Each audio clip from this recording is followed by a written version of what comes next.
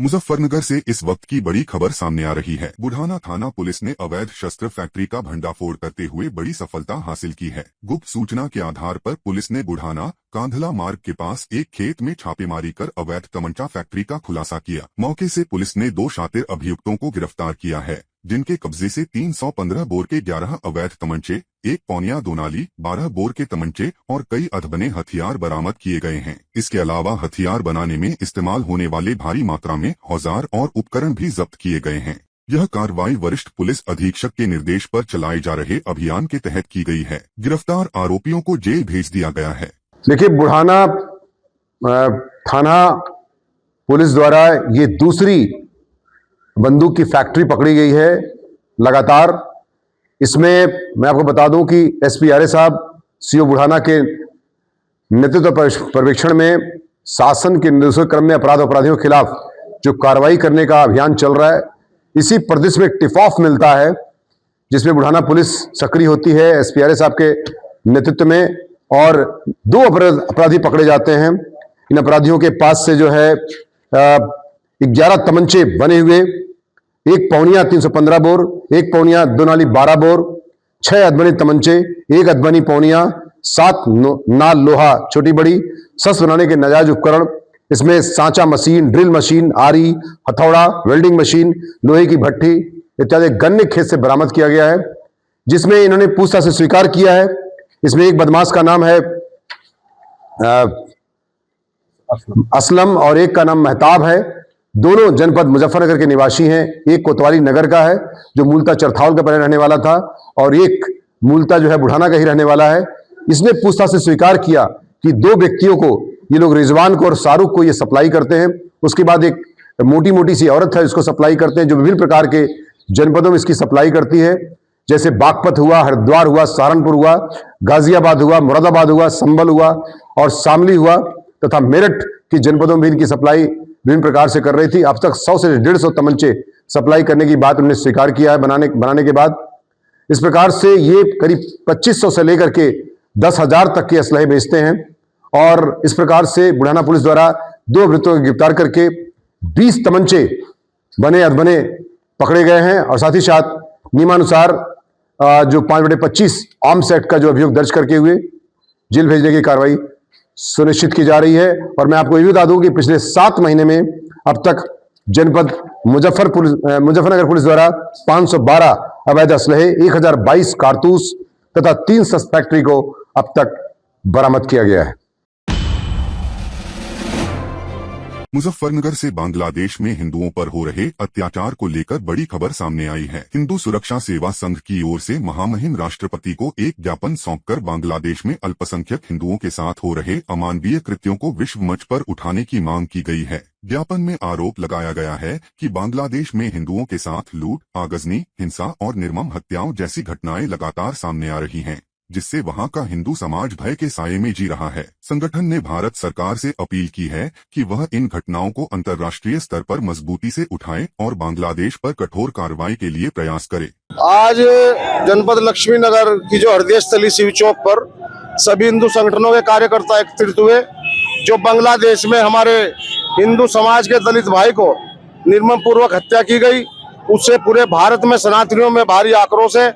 हम इसकी कड़े शब्दों में निंदा करते हैं और भारत सरकार से मांग करते हैं कि जो इस्लामिक मानसिकता, जो ये आतंकी बाहर विदेशों में हमारे हिंदू समाज को टारगेट करके उनकी निर्मम पूर्वक हत्याएं कर रहे हैं, उन पर कड़ा एक्शन लेने की जरूरत है। जिस बांग्लादेश के लिए भारत की फौजों ने अपने प्राणों की आहुति देकर उसे स्थिति में लाए, आज वही आस्तीन का सांप फन निकालकर हमें डसने का कार्य कर रहा है। अगर वहां की सरकार को, उनके नुमाइंदों को जरा भी शर्म बची है तो वो हिंदुओं को संरक्षित करने का कार्य करे। और हम भारत सरकार से मांग करते हैं, पूरे भारत में जो भी बांग्लादेशी है इनको तत्काल पकड़कर देश से बाहर करे, नहीं तो हिंदू संगठनों में, सनातनियों में इतना आक्रोश है, जहां भी कोई बांग्लादेशी मिलेगा ये हिंदू संगठनों के कार्यकर्ता उसे दौड़ा कर पीटेंगे। इससे पहले कोई बड़ी घटना हो, सरकार को कड़े कदम उठाने चाहिए। मुजफ्फरनगर में न्याय की मांग को लेकर एक बार फिर परिजन सड़कों पर उतर आए हैं। घोराकला गांव की रहने वाली एक युवती की हत्या के मामले में मृतका के परिजनों ने एसएसपी कार्यालय पर धरना दिया। परिजनों का आरोप है कि 4 साल पहले शादी के बाद से ही बेटी को दहेज के लिए प्रताड़ित किया जा रहा था और 16 तारीख को ससुराल पक्ष ने उसकी हत्या कर दी। परिजनों का कहना है कि घटना के कई दिन बीत जाने के बावजूद अभी तक दोषियों के खिलाफ कोई ठोस कार्रवाई नहीं हुई है। न्याय न मिलने से आक्रोशित परिजन पुलिस प्रशासन से जल्द गिरफ्तारी और सख्त कार्रवाई की मांग कर रहे हैं। गुड्डी जी मेरी बच्ची की हत्या हुई है जी, उसके ससुराल में जी, भोरा कला में बेकमाबाद गढ़ी के डोगर जी उदन जी से शादी करी जी से कर रहा था जी। हमने 8 महीने बाद उन्होंने मांग करी गुंठी पड़ाने के बाद बहुत हमने हमारी लड़की कह लगे इनको हमने लड़के ने बात कर ली थी वही फोन पे, हमने बात करवा दी थी। वह कह लगी तो मैं और जगह शादी नहीं करवाऊँ। जब एक बार मैं बात कर ली तो इसके भाइयों ने उसकी शादी करी, देखा जो दहेज मांगा वो दिया उन्हें। हाँ जी सरकारी मिलिट्री भाई। मेरा नाम पप्पन कुमार है जी, लड़की का भाई हूँ जी। मेरी बहन को जी मार देगा जी। बेगमाबाद गढ़ी का रहने वाला हूँ जी, दोगट जी। वहाँ भोरा कला मामला ये है जी, हमारी बहन को मार दिया जी उनके ससुराल वालों ने। वजह जी दहेज की और बहुत परेशानी थी जी, उसे पता नहीं कहीं की। थाने गए थे जी, थाने में कोई सुनवाई नहीं हो रही जी। रिपोर्ट कर रखी जी, अच्छा रिपोर्ट कर रखी जी, कोई गिरफ्तारी नहीं हुई अंदर। 16 तारीख की बात है जी। कार्रवाई होनी चाहिए जी, उन्हें सजा मिलनी चाहिए, हमें इंसाफ मिलनी चाहिए। 4 है जी, उसकी ननद है जी पूजा, लड़का है जी अंकित बालियान, पिता का नाम है जी सतेंद्र और माता का कुसुम। लड़का जी फौज में है, इसलिए बचाया जा रहा जी। उस दिन वो वहीं पे था जी, उसी दिन गया जी, जिस दिन उसकी हत्या हुई जी। सुला कर गई मारी गई जी वो। जनपद मुजफ्फरनगर से एक गंभीर मामला सामने आया है, जहां खतौली शुगर मिल में कार्यरत फील्ड असिस्टेंट राहुल मलिक ने मिल प्रबंधन के वरिष्ठ अधिकारियों पर संगठित रूप से अवैध दबाव, मानसिक उत्पीड़न और भ्रष्ट आचरण के आरोप लगाए हैं। राहुल मलिक का आरोप है कि एजीएन केन और जीएम केन द्वारा उनसे उनके कार्यक्षेत्र से बाहर जाकर किसानों पर दवाइयां थोपने और किसानों की भुगतान राशि जबरन मिल में जमा कराने का दबाव बनाया जा रहा है। उन्होंने बताया कि इस पूरे मामले में उन्हें लगातार धमकियां, अपमान और मानसिक प्रताड़ना झेलनी पड़ रही है, जिससे उनका पारिवारिक और मानसिक संतुलन प्रभावित हुआ है।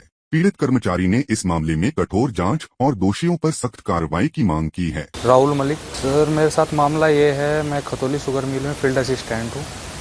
वहाँ पे जीएम और एरिया मैनेजर एजीएम ये सब परेशान कर रहे हैं। पहले प्रेशराइज करके दवाइयाँ बिकवाते हैं, फिर उसको पैसे वसूली करते हैं, फिर धमकी देते हैं कि भाई नौकरी से हटा दिया जाएगा, क्या आपसे पैसा वसूला जाएगा, रिपोर्ट कर दी जाएगी, आपके नाम मुकदमा चलेगा। इस चीज़ से इतना प्रेशर किया हुआ है कि मैं अभी दीपावली के उसमें तबीयत ख़राब हुई है, अभी स्टंट पड़े हैं, 2 छल्ले बोल देते हैं देसी, उसमें हार्ट की बीमारी हुई है, बहुत ज़्यादा पैसा लगा हुआ है, ना उसका कोई पैसा रिस्पॉन्स करते हैं, ना मदद करते हैं। जो पैसा आता है उसको खा जाते हैं, बोनस आता है उसको खुद खा जाते हैं। फील्ड असिस्टेंट को इतना परेशान करके रखते हैं, उन्होंने इतना प्रेसाइज करके रखा है कि आदमी आत्महत्या करने के लिए तैयार हो जाता है। या तो इस पर मेरा एक एप्लीकेशन पे एक्शन लिया जाए, नहीं तो मैं फिर आत्महत्या के लिए कोशिश करूँ। नहीं, वे हमारी कोई बात नहीं सुनते, क्योंकि वे सब लोग बड़े हैं और कमिश्नर सबसे, और इनका बहुत मोटा दवाइयों में कमीशन है। हमें कोई मदद नहीं मिलती, हमारी सैलरी वहीं कट कर लेते हैं, सैलरी रोक देते हैं 6-6 महीने तक, 4-4 महीने तक, कोई भी मदद नहीं करते हैं। जो बीमारी हुई है, बीमार में कोई मदद नहीं की है उन्होंने, और 6-6, 7-7 साल हो गए हैं ठेके में रखते हैं, कोई सैलरी नहीं है, 10-12 हज़ार रुपये सैलरी देते हैं, काम बहुत ज़्यादा लेते हैं और नौकरी हटाने से धमकी देते हैं कि नौकरी से हटा दिया जाएगा और मुकदमा कर दिया जाएगा, ये कर दिया, परेशान करते हैं, माइंडली इतना डिस्टर्ब कर देते हैं बहुत ज़्यादा। हिंदू और मुसलमान मिलकर के लड़ रहे थे। 1857 की क्रांति में एक तरफ मंगल पांडे थे तो दूसरी तरफ ये तमाम उलेमा फांसी के फंदों को चूम रहे थे। दूर जाने की जरूरत नहीं है, मैं यहीं की बता रहा हूँ, पास में ही। ये सारी लड़ाई कौन लड़ रहा था? बहादुर शाह जफर को सब लोग कौन बादशाह बना रहा था? सब हिंदुस्तान बना रहा था ना, कोई हिंदू और मुसलमान का नाम नहीं था। जब से आपका उदय हुआ, आपका उदय हुआ और मुस्लिम लीग का उदय हुआ, तब से काम शुरू हो गया। 2 राष्ट्र की थ्योरी किसने दी? सबसे पहले सावरकर साहब ने दी, मुस्लिम लीग ने उसमें प्रस्ताव पास किया। मुस्लिम लीग के साथ मिलकर के सरकारें आप चला रहे और जिम्मेदार कांग्रेस। अगर हिंदुस्तान पाकिस्तान का बंटवारा ना हुआ होता तो ये विचारधारा ही नहीं पनपती। इस विचारधारा के जनक कहां से आए? कभी वंदे मातरम के नाम पर 1925 के अंदर आरएसएस बनी थी, 47 तक वंदे मातरम गाते हुए लाठी पड़ती थी, तो वंदे मातरम की याद नहीं आई, तिरंगा नहीं फहराया। आज देशभक्ति और राष्ट्रभक्ति की बातें करते हैं। कांग्रेस के लोग शहादत को झेलने वाले लोग हैं, इनके लोगों ने शहादत झेली है। कोई शहीद का नाम उंगली कटाने में भी है क्या? एक नाम बता देना किसी का उंगली कटाने में भी है क्या? उंगली कटाने में भी नाम नहीं है। ये तो सरदार पटेल की जिंदगी ने साथ नहीं दिया। अगर सरदार पटेल जिंदा हो रहे होते तो आप इस विचारधारा को खत्म कर करके जाते।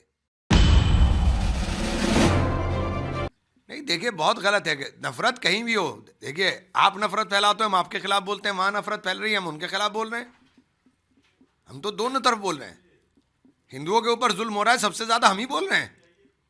इनके मुंह में तो दही जमी हुई है। प्रदर्शन कर रहे हैं यहां उच्च आयोग पे। अरे क्या प्रदर्शन है उच्च आयोग पे?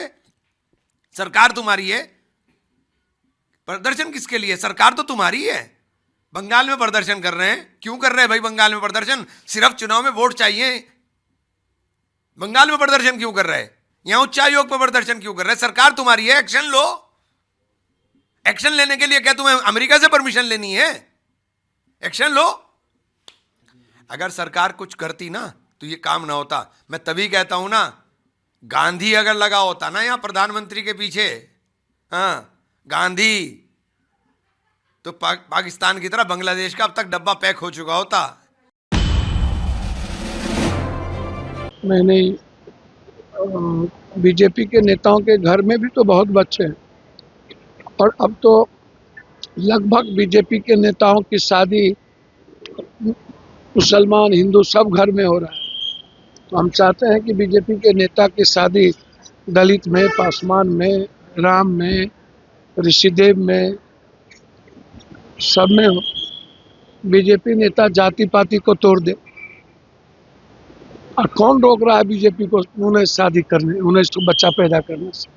वो 21 करे, अच्छी बात है। देखिए एक बात मैं आपको बता दूं, रॉबर्ट जी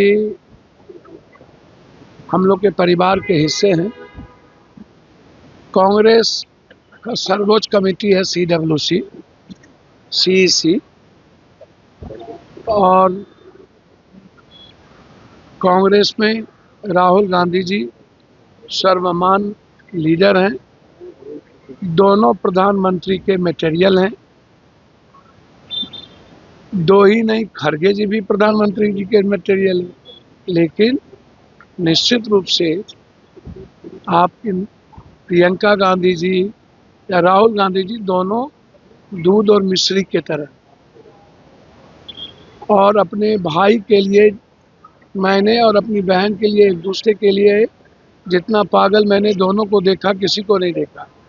दोनों भाई बहन से हमें सीखने की ज़रूरत है कि रिश्ता क्या होता है, विश्वास क्या होता है। तो उन दोनों के विश्वास के साथ ही काम करते हैं हम लोग। दोनों हम लोगों के लिए आइकॉन है। स्वदेशी पर जोर इसलिए जरूरी है, यह पदार्थ की बात नहीं है, उपभोक्ता की बात नहीं है, यह आत्मसम्मान की बात है, राष्ट्र जागरण की बात है, यह स्वाभिमान की बात है। यह लाखों लाखों हमारे जो कारीगर भाई हैं, आर्टिसंस हैं, उनकी बात है। जब हम स्वदेशी की बात करते हैं तो हम आसपास के क्षेत्र में जो छोटे छोटे कुटीर उद्योग हैं, छोटे छोटे जो काम करने वाले कारीगर हैं, हम उन सब की बात करते हैं। उससे हमारी परंपराएं सुरक्षित रहती है, उससे हमारी सारी जो मूल्य और हमारे जो आदर्श हैं वो बने रहते हैं। इसके लिए स्वदेशी जरूरी है। जहाँ स्वदेशी है वहाँ स्वाभिमान है। जिस देश का राष्ट्र स्वाभिमान है वही देश समृद्धशाली है। इसलिए देश को समृद्धशाली बनाने के लिए स्वदेशी जरूरी है। विदेशी कंपनियां षड्यंत्र करती हैं, ये न कहना प्रकारेण अपने सामान को बेचने के लिए जिस भी तरह का षड्यंत्र करने की आवश्यकता वो करती हैं। इसीलिए विदेशी कोई हमारे लिए, हमारे रिश्तेदारी में वो नहीं आ रहे हैं। वो देश को कोई भाई बंधु समझ करके नहीं आ रहे हैं। इसलिए देश के लोग ही देश का हित कर सकते हैं। विदेशी लोग देश को बाजार समझते हैं, हम देश के लोग ही देश को परिवार समझते हैं। आयुर्वेद को बढ़ावा देने के लिए ये तो राजस्थान भूमि, यहाँ बहुत सारी जड़ी बूटियाँ होती हैं। अश्वगंधा का यह क्षेत्र है, बाकी जड़ी बूटियों का क्षेत्र है, नीमच मंडी पास में है। तो आज पतंजलि के माध्यम से आयुर्वेद की जड़ी बूटियाँ, आयुर्वेद की जो गौरव है वो पूरे देश में बढ़ा है। तो इसी तरह का प्रयास और भी लोग करेंगे तो विश्वव्यापी बनेगा। शायद जिस नेता ने प्रियंका गांधी जी को प्रधानमंत्री बनाने की बात की है, उनको शायद ये पता होना चाहिए कि रॉबर्ट वाड्रा पे कितने गंभीर केसेस चल रहे हैं और सारे अफरा तफरी के मामले उन पर है, पैसे के घोटाले के मामले उन पर है। ऐसा परिवार देश का प्रधानमंत्री? पति ने क्या लूटा ये तो देखे वो नेता, और वहाँ प्रियंका जी अगर बैठे तो सारे देश को लूट के खाएंगे। अगर ऐसा कोई सामान्य आदमी कहे तो क्या गलत कह रहा? तो इसलिए केवल चापलूसी करने के लिए, चाटुकारिता करने के लिए उस नेता ने कहा होगा तो ठीक है, वास्तव में होगा भी नहीं, पर कपोल कल्पित कभी 50-100 साल के बाद हुआ तो ये देश को बेचेंगे। अब पता चल गया ना नेताओं को कि राहुल गांधी गंभीर नेता नहीं है, और राहुल गांधी के नेतृत्व में एक ऐसे अपशकुनी हैं कि जब भी चुनाव लड़ते हारते हैं। तो इसके लिए उनके नेताओं ने सोचा कि चलो राहुल गांधी को आजमा लिया, अब प्रियंका को आजमाए। पर उनको पता होना चाहिए कि प्रियंका के परिवार पर बहुत बड़े गंभीर मामले, पैसे के घोटाले के मामले उन पर लगे हैं। ऐसे व्यक्ति विशेष के बारे में सपने में भी ये कल्पना लाना ठीक नहीं।